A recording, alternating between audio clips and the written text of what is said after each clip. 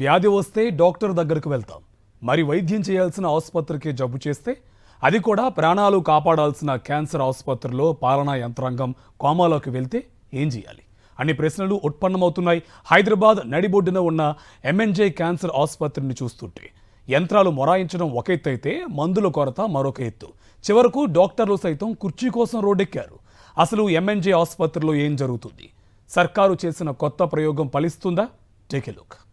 MNJ cancer ఆసుపత్రి నిరుపేదలకు ఇది మరుజన్మనిచ్చే దేవాలయం. లక్షలు ఖర్చయ్యే మహమ్మారి నుంచి రక్షించుకునేందుకు రూపాయి ఖర్చు లేకుండా అండగా నిలిచే ధర్మాసుపత్రి. అటువంటి పేదల ఆసుపత్రికి అశ్రద్ధ అనే క్యాన్సర్ సోకింది. సాంకేతికత పెరిగింది, రోబోటిక్ సర్జరీలు వచ్చాయి. ప్రభుత్వం 40 కోట్ల రూపాయలు పెట్టి అత్యాధునిక రోబోను తెచ్చింది. కానీ ఏం లాభం? కేవలం 50,000 రూపాయలు ఖర్చయ్యే కంప్రెషర్ చెడిపోతే 2 నెలలుగా పట్టించుకునే నాదుడే లేడు. 40 కోట్ల యంత్రం 50,000 రిపేరు కోసం మూలన పడి ఉందంటే అధికారుల నిర్లక్ష్యం ఏ స్థాయిలో ఉందో అర్థం చేసుకోవచ్చు. ఆసుపత్రిలో రోజుకు 21 ప్రాణధార సర్జరీలు బంద్ అయ్యాయి. 25,000 మంది రోగుల చికిత్స గందరగోళంలో పడింది. కీమో లేదు, రేడియేషన్ రాదు, ఎంఆర్ఐ స్కాన్ల కోసం రోజుల తరబడి పడిగాపులు కాసే పరిస్థితి వచ్చింది. క్యాన్సర్ అంటేనే సమయంతో పోరాటం. అలాంటిది ఇక్కడ పరీక్షల కోసమే నెలల తరబడి నిరీక్షించాల్సిన దుస్థితి ఏర్పడింది. ఈ రేడియేషన్ మెషిన్స్ నడిపించేటటువంటి రేడియేషన్ టెక్నాలజిస్ట్ ఉంటారు, అలాగే వాటికి సంబంధించిన మెడికల్ ఫిజిసిస్ట్ ఉంటారు. వీళ్ళకి సంబంధించిన కొరత ఉంది.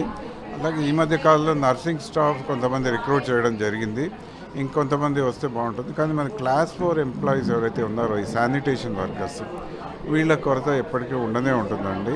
రోగం ఒకవైపు ఉంటే కుర్చీలాట మరోవైపు. 2 దశాబ్దాలుగా సేవలందిస్తున్న సీనియర్లను కాదని పక్క ఆసుపత్రి నుంచి ఒక జూనియర్ డాక్టర్ను తెచ్చి డైరెక్టర్ కుర్చీలో కూర్చోబెట్టడం ఇప్పుడు అగ్గిరాజేసింది.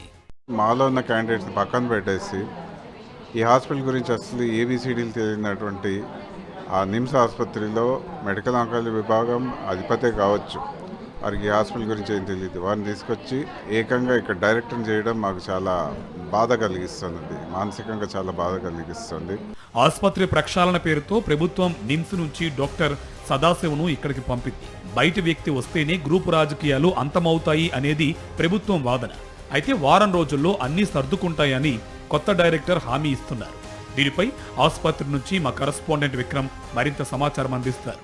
ఎంఎన్జే క్యాన్సర్ హాస్పిటల్లో వైద్యుల ఆందోళన కొనసాగుతుంది. గత 7 రోజులుగా కూడా వీరంతా కూడా ఆందోళన చేస్తున్న పరిస్థితి ఉంది. వీరికి ప్రధాన డిమాండ్లు ఏంటో వారి మాటల్లోనే అడిగి తెలుసుకునే ప్రయత్నం చేద్దాం. సార్ చెప్పండి, మీ ప్రధాన డిమాండ్లు ఏంటి? ఇప్పుడు ఇన్ఛార్జి డైరెక్టర్గా వచ్చారు, వారితో మీకు ఏమైనా ఇబ్బంది ఉందా?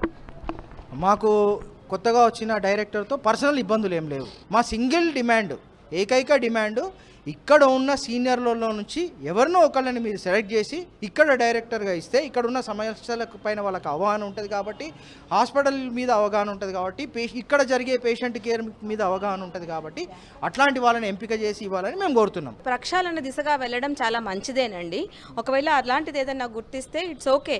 కానీ అనుభవం ఉన్న వాళ్ళని, ఇక్కడ లోకల్గా అవగాహన ఉన్న వాళ్ళని పెడితే బాగుంటుంది కదా. ఇప్పుడు నిమ్స్ నుంచి తీసుకొచ్చి ప్రక్షాళన అని చెప్పేసి పెట్టారు. సార్ ఏమీ తెలుసు ఇక్కడ? రాష్ట్ర ప్రభుత్వం ఖచ్చితంగా ఇక్కడ ఎంఎన్జే హాస్పిటల్లో పనిచేసిన వైద్యులనే డైరెక్టర్గా నియమించాలని డిమాండ్ చేస్తున్నారు. అదేవిధంగా మందులు సరఫరా చేయాలి రాష్ట్ర ప్రభుత్వం అని చెప్పి ఇక్కడ వైద్యులు అయితే చెప్తున్న పరిస్థితి ఉంది. వీడియో జర్నలిస్ట్ శ్రీనివాస్ గౌడ్తో విక్రమ్, సాక్షి టీవీ, హైదరాబాద్.